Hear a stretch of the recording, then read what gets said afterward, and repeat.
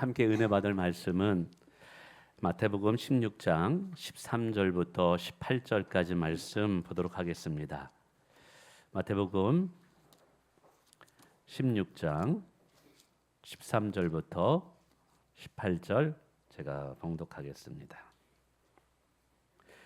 예수께서 빌립보 가이사랴 지방에 이르러 제자들에게 물어 이르시되 사람들이 인자를 누구라 하느냐 이르되 더러는 세례 요한 더러는 엘리야 어떤 이는 에레미야나 선지자 중에 하나라 하나이다. 이르시되 너는 나를 누구라 하느냐 시몬 베드로가 대답하여 이르시되 주는 그리스도시요 살아계신 하나님의 아들이시니이다. 예수께서 대답하여 이르시되 바요나 시몬아 내가 복이 있도다 이를 내게 알게 하니는 혈육이 아니요 하늘에 계신 내 아버지시니라. 또 내가 내게 이르노니 너는 베드로라 내가 이 반석 위에 내 교회를 세우리니 음부의 권세가 이기지 못하리라. 아멘. 우리 옆에 분과 인사하겠습니다. 잘 오셨습니다. 축복합니다. 환영합니다. 우리는 지금까지 구원론에 대해서 함께 살펴보았습니다. 죄인들이 어떻게 하나님의 은혜로 구원을 받을 수 있는가, 그리고 구원을 받은 이후에 우리는 어떻게 살아가야 되는가를 쭉 살펴보았죠. 그리고 그 살아가면 마지막은 지난주에 배운 것처럼 사랑이다. 성화의 마지막 모습은 예수 그리스도의 사랑이 우리 안에 충만하여 예수의 사랑의 삶을 살아내는 것. 그것이 오늘 우리에게 필요한 것이다. 자, 이제 구원론 다 배웠다면 그 다음 주제가 교회론입니다. 그래서 오늘부터는 교회가 무엇인가, 그리고 교회의 사명은 무엇이고 등등등에 대해서 살펴보기를 원합니다. 그래서 오늘 첫 번째 주제로는 교회란 무엇인가, 그리고 이 교회가 예수님께는 어떤 의미가 있고, 그리고 우리는 이 교회를 어떻게 대하여야만 되는가라는 이 세 가지 큰 주제를 함께 나눠보기를 원합니다. 첫 번째로 교회가 무엇일까라는 내용입니다. 여러분, 교회가 무엇일까요? 오늘 여러분 어디 나오셨어요? 교회 나오셨어요. 그래서 우리는 이제 사람들이 그래요. 어디 가십니까? 나 교회 갑니다 하면 우리는 교회 간다고 했을 때 그것을 종종 할렐루야 성교교회, 이 앞에는 성동교회 뭐 등등의 간판이 붙어 있는 그 건물 안에 들어가는 것이 교회 간다라고 생각을 하죠. 그래서 교회라는 것을 어떤 종교 활동을 하는 건물이라고 생각하는 분도 계십니다. 그러나 사실 그 건물이 교회는 아니죠. 또 어떤 이들은 교회 와 보니까 목사님도 계시고 장로님들 계시고 직분자들도 계시고 어떤 행정 조직들이 있다 이 말이에요. 거기다가 이 교회라는 것은 비영리 단체 법인 조직입니다. 그래서 이 비영리 법인 단체는 반드시 정관을 가지고 있거든요. 이 정관에 따르면 이 교회 조직표가 있습니다. 그래서 이 교회라는 것은 어떤 사람들의 조직의 구성이 교회인가라고 생각할 수도 있습니다. 근데 과연 성경이 말하는 교회는 그런 것일까요? 오늘 본문을 보면 교회는 그런 것이 아님을 이야기합니다. 그럼 교회가 무엇일까? 간단히 두 가지로, 여러 가지 주제가 있지만 두 가지로 좀 정리를 하면, 첫 번째로 교회란 예수 그리스도를 나의 주로 고백하는 믿음의 사람들의 공동체이다. 다시 말씀드립니다. 교회라는 것은 예수 그리스도를 나의 뭐로요? 주라고 고백하는 믿음을 가진 사람들의 모임, 공동체라는 것이죠. 오늘 예수님께서 제자들에게 물으셨어요. 너희는 나를 누구라고 생각하느냐? 그때 베드로가 100점짜리 대답을 합니다. 주는 그리스도시요 살아계신 하나님의 아들이시다. 예수님이 이 말씀을 들으시고 너무 기뻐하셨어요. 그러면서 이런 말씀을 합니다. 내가 이 지시어가 중요합니다. 이 반석 위에 내 교회를 세우니라. 그래서 성경의 신약 성경에 가다 보면 처음 교회라는 단어가 등장하는 것입니다. 근데 여기서 중요한 것은 이 반석 지시하는 이가 무엇일까? 베드로라는 사람일까요? 가톨릭에서는 이 반석을 베드로라고 얘기합니다. 왜? 오늘 정말 베드로가 예수님을 기쁘시게 하는 대답을 했거든요. 근데 우리 프로테스탄트 개신교, 특별히 장로교는 전혀 다르게 해석하고 있어요. 여러분 오늘 주님께서 주목하신 것은 베드로라는 인물입니까? 베드로가 한 고백인가요? 고백이에요. 오늘 주님께서 칭찬하시는 것은 베드로가 아니라 베드로가 한 고백 때문에 예수님이 칭찬하신 거죠. 그 고백이 뭐예요? 주는 그리스도시요 살아계신 하나님의 아들입니다. 예요. 근데 이게 굉장히 교회를 정의 내릴 때 중요한 의미예요. 왜? 이 반석 위에 교회를 세운다니까 이 지시하는 이가 뭐냐라는 것이죠. 이것은 베드로라는 사람 위에 교회를 세운다는 것이 아니라 베드로가 한 신앙 고백 위에 교회를 세운다는 의미이기 때문에 그래요. 그래서 교회라는 것은 건물이 아니에요. 행정 조직이 아니에요. 바로 예수님을 그리스도로 나의 구원자로 믿는 믿음의 사람들의 모임, 공동체가 교회인 거예요. 오늘 우리는 교회입니다. 이게 할렐루야. 우리는 지금 이 교회가 내가 교회인 거예요. 오늘 여러분이 교회인 거예요. 할렐루야. 그래서 교회를 교회되게 하는 것은요, 잘 짜여진 조직이나 행정이나 건물이나 프로그램, 물론 그것도 필요합니다. 근데 본질은 그것이 아니에요. 여러분 교회가 교회되려면 반드시 필요한 것이 두 가지가 있는데 그 교회 안에는 예수 그리스도가 주인이 돼야만 됩니다. 그리고 그 예수 그리스도를 나의 구원자로 고백하는 믿음의 사람들이 있어야 된다라는 사실인 것이죠. 아무리 훌륭한 건물이 있고 많은 사람이 모인다 할지라도 그 모임 안에 예수 그리스도가 없다면, 그리고 그 모임 안에 예수를 구원자로 믿는 사람들의 신앙이 없다면 그건 교회 본질에서 멀어진 것이라는 것이죠. 여러분 비록 작고 부족하다 할지라도 예수 그리스도를 사랑하고 예수 그리스도를 구원자로 믿는 사람들이 모인다면 거기가 교회가 시작되는 거예요. 사람들은 교회를 볼 때 와, 저의 교회 건물 굉장히 크네. 와, 저 교회 엄청난 많은 사람들이 모인데, 그래가지고 목사님들도 모이면 몇 명 모이십니까?가 첫 번째 질문이에요. 아마 여러분들도 그러죠. 첫 번째 어느 교회 다니세요? 할렐루야 선교교회예요. 그럼 두 번째 거의 대부분의 질문이 뭐예요? 거기 몇 명 모이는데요. 이거예요. 근데 요한계시록에 보면 7교회가 나와요. 근데 그 7교회 중에 가장 작은 교회가 있는데 빌라델비아 교회예요. 근데 이 교회만 책망을 받지 않아요. 이 작은 교회만 칭찬을 받게 돼요. 그러니까 교회를 바라보는 관점이 사람들의 관점과 주님의 관점이 다른 거예요. 교회 규모에, 교회 사이즈에 있는 것이 아니라 여러분 한 사람 한 사람이 주님을 사랑한다면, 분명한 신앙 고백을 가지고 믿음 생활을 한다면 그것이 하나님 보시기에는 아름다운 거예요. 그것이 교회, 주님 보시기에는 큰 교회가 되는 거예요. 할렐루야. 여러분 그렇습니다. 교회는 예수 그리스도를 나의 주로 고백하는 믿음을 가진 사람들의 모임이다 라는 것을 기억하시길 바랍니다. 두 번째는 교회는 예수님께서 세우시고 예수님께서 주인이신 공동체라는 것을 기억하셔야 돼요. 뭐라고요? 교회는 예수님께서 세우시고 예수님께서 주인이시다. 오늘 마태복음 16, 18절에 이렇게 말씀입니다. 내가 이 반석 위에 내 교회를 세운대요. 여기서 두 가지 단어가 중요합니다. 하나는 내가 세운다라는 거예요. 교회를 세우는 분이 누구라는 거예요? 주님. 그리고 이 교회가 누구 것이라는 거예요? 주님의 것이래요. 자, 우선 내가 교회를 세운다는 말씀을 좀 생각해 보길 바랍니다. 사람들은 생각할 때 이 교회를 세우는 거 개척 멤버 아니야? 이 교회를 세운 거 목사님이 이게 개척해서 세운 것 아니야? 이런 교회는요 예수님이 세우시는 거예요.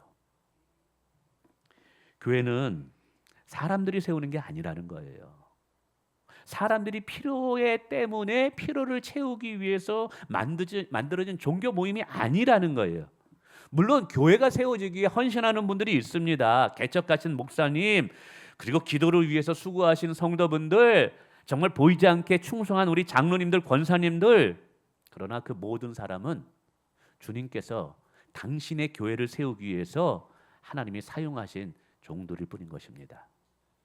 여러분 교회는 주님이 주인이시고 주님이 세워 가시는 것임을 믿으시길 바라겠습니다. 그래서요 우리가 교회를 와서 교회를 바라볼 때 사람만 봐서는 안 돼요. 교회 오면 먼저 사람이 보이죠. 첫 번째 누가 보입니까?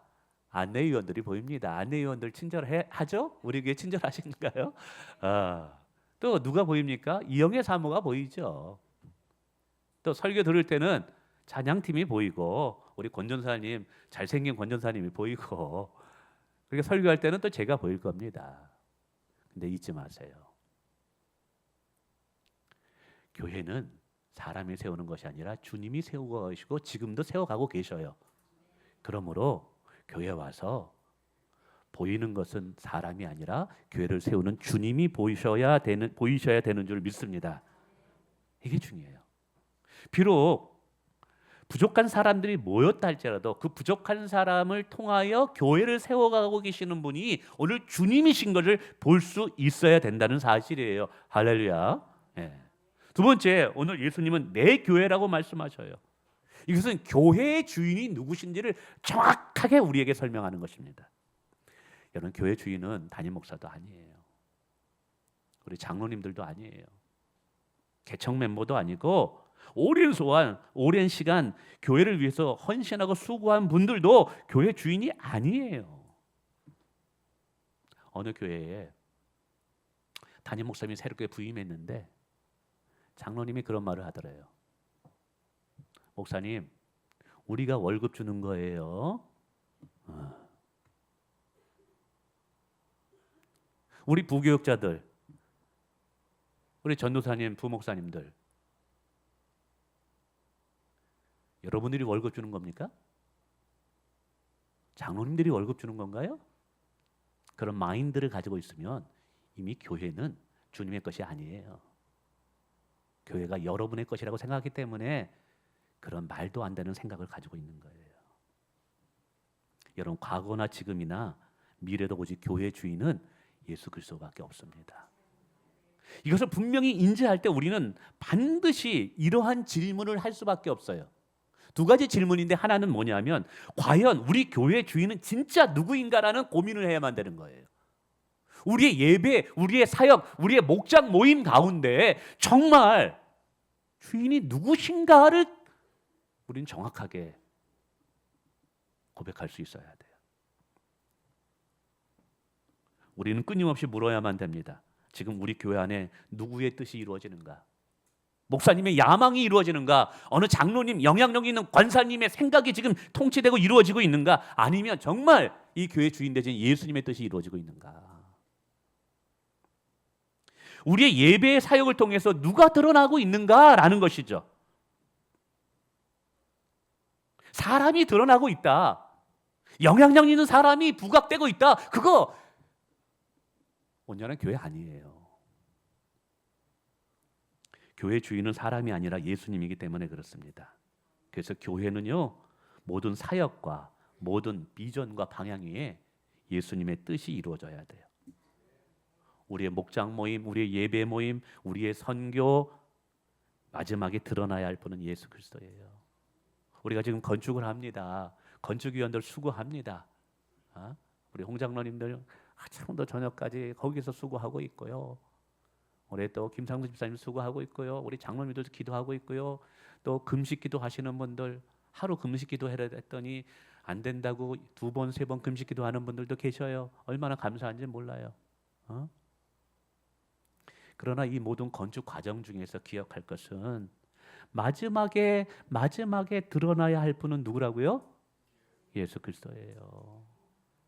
예수 그리스도예요. 여러분, 교회가 이 진리를 잃어버리는 순간부터 교회는 개인의 사유화가 됩니다. 사람의 뜻이 앞서고 파당이 생기고 각자의 주장과 욕심을 이루려는 모습이 교회 가운데 나타나게 됩니다. 그러면 교회는 결국 하나님의 뜻을 이루는 공동체가 아니라 사람의 욕심을 만족시키는 병들고 찌들어버리는 공동체가 되게 버려요.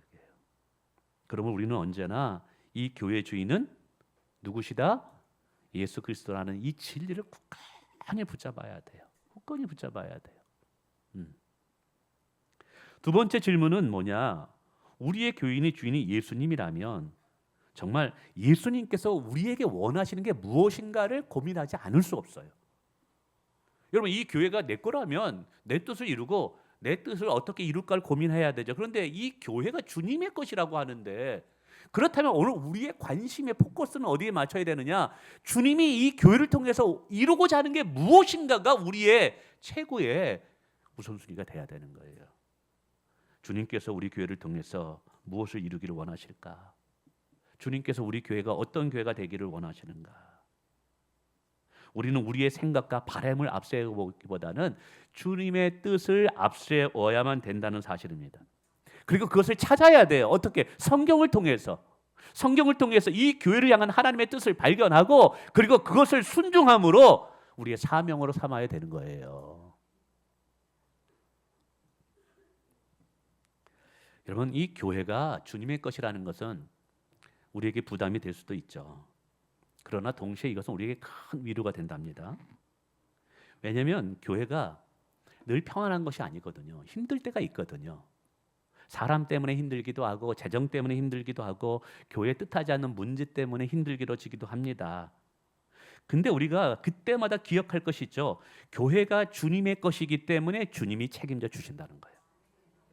이 교회가 주님의 것이기 때문에 주님께서 일으켜 주신다라는 거예요. 그래서 오늘 예수님이 뭐라고 말씀하시냐면, 음부의 권세가 교회를 이길 수 없던데요. 음부의 권세가 교회를 쓰러뜨릴 수 없다라는 거예요. 근데 우리가 여기서 참 기억해야 될 것은, 음부의 권세는 사단의 계략입니다. 밖에 외부의 그 어떤 어려움과 그 어떤 핍박과 협박도요, 교회를 무너뜨릴 수 없다는 거예요. 근데 여러분, 여기서 조심해야 될 게 있는 것 같아요. 교회가 무너질 때는 외부의 그 어떤 세력 때문에 무너진 적은 한 번도 없어요.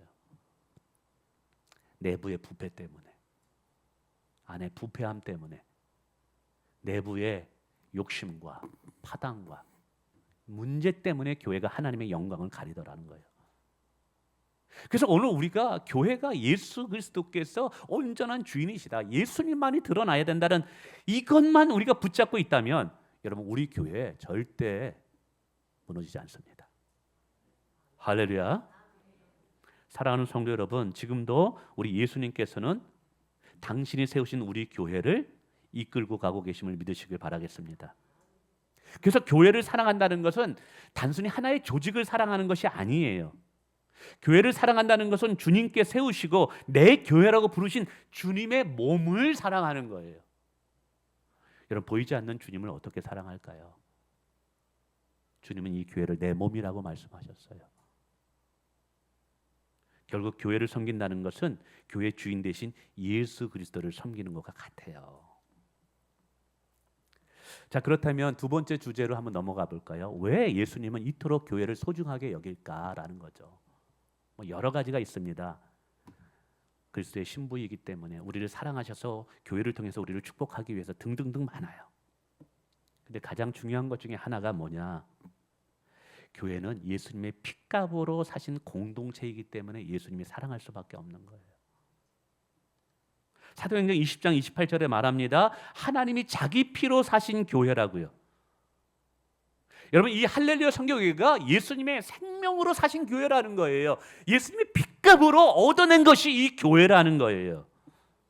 사람이요, 일반적으로 무엇인가가 내게 소중하다라는 것을 알 수 있는 방법은 그것을 위해서 내가 얼마나 값을 지불하느냐, 혹은 얼마나 지불할 수 있는지를 보면 알 수 있어요.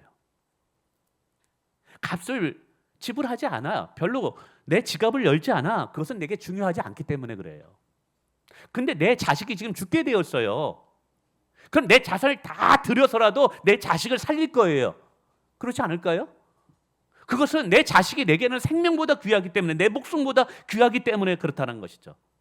그래서 무언가를 위해서 내가 얼마나 대가를 치를 수 있느냐, 얼마나 희생을 치를 수 있느냐가 내가 그것을 얼마나 귀하게 여기고 있느냐를 결정하는 기준이라는 거예요. 근데 교회를 바라보면서 예수님은 어떤 희생을 치렀을까요? 무엇을 주고 교회를 사셨을까요? 금덩어리? 아니에요. 돈으로요? 아니에요. 예수님은 자신의 생명을 버리고 이 교회를 사셔서 만드신 거예요. 물론 예수님이 십자가에서 피땀을 흘린 것은 저와 여러분을 구원하기 위함도 맞아요. 그러나 구원받는 백성들을 모아 자신의 교회를 세우기 위해서 생명을 버리셨다는 거예요. 여러분, 그래서 교회를 바라볼 때 우리는 우리 눈에 보이는 것만으로 그 가치를 판단해서는 안 돼요. 어떤 이는 아까도 얘기했지만 교회가 몇 명 모이느냐, 얼마나 큰 건물을 가지고 있느냐. 요즘은 또 그런 거 물어본다더라고요. 그 목사님 TV 설계 나오시네? 요즘 거의 목사님들이 아이돌급이라서 이렇게 TV에 나오신대요. 그래. 저는 천성동 가면 TV 나올까요? 제가 근데 그게 다 돈 주고 나가야 되거든요. 이제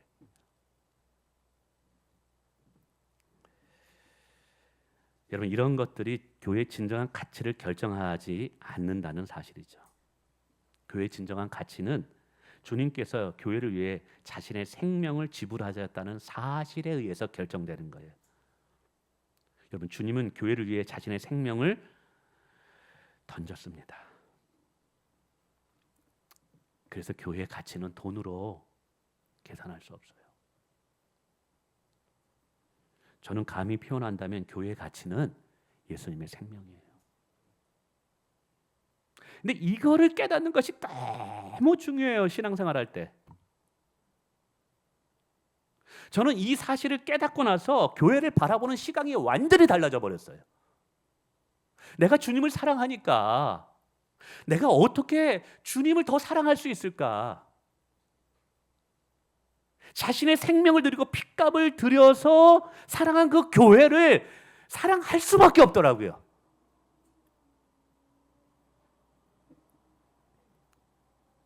그래서 부교육자 할 때도요, 이걸 깨닫고 나니까 교회를 대하는 태도가 다른 거예요. 사역하는 모습이 다른 거예요. 요즘 젊은 목사님들도요, 개척교회, 상가교회 안 와요. 대한민국에 전도사 구하기가 너무 힘들어요. 그래서 전도사님을 금도사라고 불러요. 금보다 귀하다라고. 그래가지고 이 개척교회나 이 상가교회 이런 교회는요, 구하기가 너무 어려워가지고 사모님이, 집사님이 사역을 하죠. 여러분, 우리 전도사님들, 부목사님들께 잘해 주셔야 돼요. 그분들 가시면 구하기 너무 어려워요. 못 구해요, 여러분. 이거 지금 저희 교단이 2만 교회예요.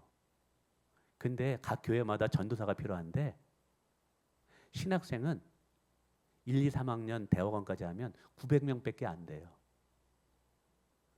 자, 2만 명의 교회에서 900명의 신학생밖에 없으면 몇 대 몇이에요? 한번 데려오려면. 그래서 금도사가 되는 거예요. 그래서 요즘은요, 예전엔 전도사님을 면접을 보는데 아니에요. 면접을 당합니다. 요즘 면접을 당합니다. 근데 제가 그래서 요즘은 또 그런 것도 있어요. 담임 목사로 가려면 강남의 대형교회로 가야 된다고 그래서 대형교회는 또 엄청나게 이게 신청서가 몰려요. 사랑의 교회라든지 큰 교회 같은 데 오면은 너무 많이 몰려가지고 또 그게 문제라 그러더라고요. 또 거기 가야지 다음 코스로 또 넘어가니까. 근데 이 교회가 주님이 이토록 사랑한 것을 깨닫고 나면서부터는 그런 게 문제가 되지 않아요.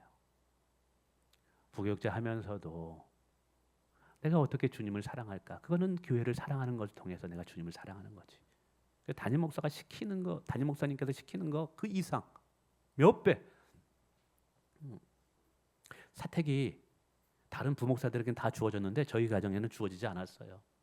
그것 때문에 비교하거나 그것 때문에 괜히 기분 나고 그러지 않았어요. 오히려 더 영광스럽게 내가 사역할 수 있구나. 사례비를 많이 받는다, 그게 중요한 것이 아니라 내가 교회를 사랑함으로 주님을 사랑한다라는 이 긍지와 자부심. 그래서 한 번은 너무 열심히 사역하다가 저녁이 됐는데 새벽기도 주간이었는데 제가 부목사님이 새벽기도 인도하거든요. 온몸이 마비가 온 거예요. 그래서 막 몸이 굳어지는데 손가락 발가락도 못 움직이는 거예요.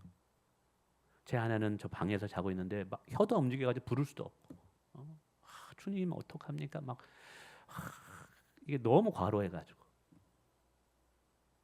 제가 그리고 그거 끝나고 나서 생명보험을 들었습니다. 그래서 혹시 내가 죽으면 제 아내가 그 누가 감당해야 돼? 그래가지고 처음으로 보험을 그때 들었어요.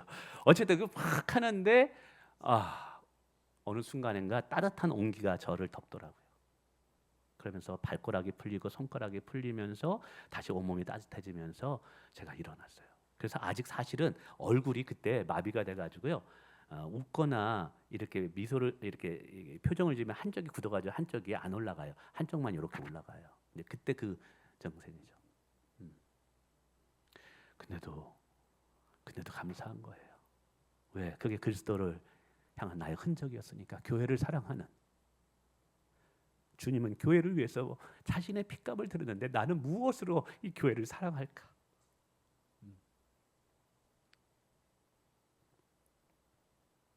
사실 지금 솔직히 고백하면 여러분 이제 건축이 거의 마무리되고 이제 다음이면 이제 기성비도 거의 끝나갑니다.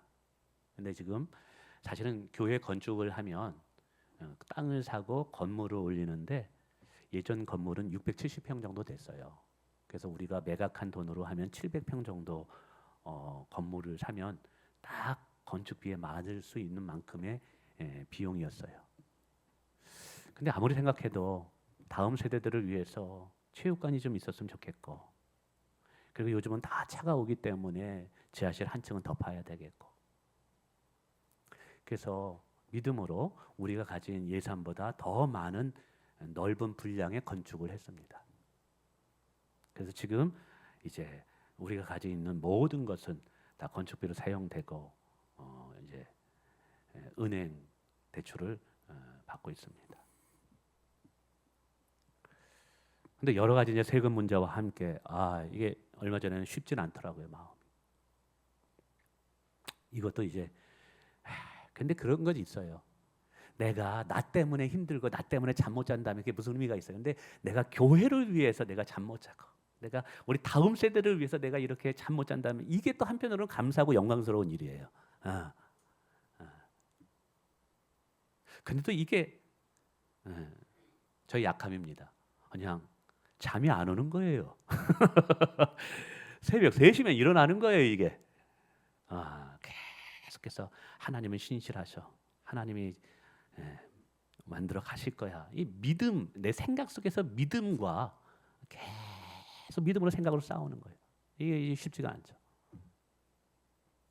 어제도 좀 무거운 마음으로 와서 아내와 함께 다 기도를 하고 그래도 주님께서 완성할 것입니다. 하나님 내 이 사명을 끝까지 감당하고 완수할 수 있도록 도와주세요. 그리고 나서 이제 교회 건축 가가지고 건축 현장 보니까 너무 아름다운 거예요. 너무 마음에 든 거예요. 하나님 편에 보면 정말 이 천호동에 여기에 적절하게 교회가 있게 되구나. 여러분 우리가 이제 장기를 두거나 바둑을 두면 하나의 패가 아주 중요한 곳에서 결정적인 요소를 하는 패가 있습니다. 보니까 우리 교회가 그 지역에서 그렇게 할 수 있을 것 같다는 확신이 드는 거예요. 근데 쉽지 않죠. 그래서 6층에 올라가서 주여 도와주시옵소서. 그러나 여전히 마음은 무겁습니다. 그래가지고 밑으로 내려가가지고 다 1층에 나가는데 무지개가 제 앞에 확 펼쳐진 거예요. 마치 노아가 방주를 열고 무지개를 보았을 때 하나님이 함께 하시고 하나님이 너를 지키신다라는 그 언약이 있는 것처럼 무지개가 그걸 볼 때 어떤 사람은 자연현상 아니냐라고 물어볼 수 있어요. 그 자연은 비가 오고 막 무지개 떠 막 그래요. 그런데 그 생각이 따면서 뭐가 생각나냐? 충영교회가 있습니다. 강남에 큰 교회. 건축하시는데 김창희 목사님 힘들었어요. 십자가를 딱 올리는 순간에 뭐가 떴는지 아세요? 무지개가 교회 위에 딱 뜬 거예요. 그 생각이 떠오르면서 울컥하면서 빡 눈물이 나는 거예요. 하나님이 함께 하신다. 하나님 도와주실 것이다. 그리고 나서 마음이 시원하게 오면서 오래간만에 어제 엄청 잠을 잘 잤습니다. 푹 잠을 자고. 그게 저에게는 증표와 똑같아요. 여러분 교회는 주님의 교회이기 때문에 주님이 책임져 주시더라는 거예요. 이게 얼마나 감사한지요. 여러분 오늘 우리 교회가 오직 주님의 교회가 되기를 원합니다. 할렐루야. 그러면 그분께서 책임져 주시고 인도해 가실 거라는 것이죠. 물론 교회에 오셔서 여러분들 중에는 이 죄인들의 모임이기 때문에 상처받는 분들도 계셔요. 이 교회에서 실망하실 분들도 계셔요. 그 모습이 내 마음에 들지 않아요. 그래서 이딴 교회 그만 나오면 되지 말이야. 다른 교회 옮기면 되지 라고 생각할 수도 있어요. 근데 여러분, 우리 알잖아요. 우리 마음에 주님이 나를 사랑하고 나 또한 주님을 사랑한다는 것. 주님께서 이 교회를 세우기 위해서 어떠한 희생과 헌신을 치르셨는지 그 의미와 가치를 알잖아요. 부족하고 때로는 실망하고 내 마음에 들지 않는 교회라 할지라도 주님은 이 교회를 세우고 그리고 이 교회를 지금 만들어 가기 위해서 당신의 핏값을 세운 것을 우리 알고 있잖아요. 그래서요, 교회가 부족하고 연약해 보여도 때로는 나에게 상처를 주고 실망해도요, 주님을 사랑하는 자들에게 있어서 교회는 포기할 수 없는 거예요. 절대로 교회를 포기할 수는 없더라고요, 이게. 부교육자 하다가 제가 미국으로 유학을 갔어요. 그렇게 교회에서 막 사역하다 보니까 위장병에 걸리고요, 막 여러 가지 탈모도 있고요, 막 머리 뒤도 막 빠지고 막 그랬었어요. 그래가지고 교회 딱 사임하고 유학 갔는데 2개월, 3개월 되니까 병이 싹 나버렸어요. 교회를 위해서 생각하는 나만 위해서 사니까 이렇게 편하구나. 근데 그렇게 할 수 없잖아요. 왜요? 주님이 이 교회를 어떻게 세우신지 알거든요. 주님이 이 우리 할렐루야 선교교회를 얼마나 사랑하시는지, 이 할렐루야 선교교회를 세우기 위해서 십자가에서 당신의 핏값을 치르셨다는 걸 내가 알거든요. 내가 주님을 사랑하기 때문에 이 교회를 포기할 수 없는 거예요. 내 생명을 갈아 넣어서라도 이 교회를 하나님의 교회되게 만들어야 된다라는 사실이죠. 그러므로 사랑하는 성도 여러분, 우리 교회 부족하지만 여러분 함부로 대하지 않기를 원합니다. 우리 교회 함부로 폄하하지 않기를 원합니다. 우리가 예수님을 사랑한다면 우리도 주께서 자신의 생명을 주실 만큼 사랑하신 이 교회를 사랑하지 않을 수 없음을 우리 마음으로 고백하시기를 주님의 이름으로 축원을 드립니다. 시간이 지났지만 마지막으로 그러면 우리 교회를 그럼 어떻게 사랑해야 될까 간략하게 몇 가지 말씀드려요. 첫 번째, 우리 교회를 주님의 교회를 여기면서 귀하게 여겨주십시오. 귀하게 여겨주십시오.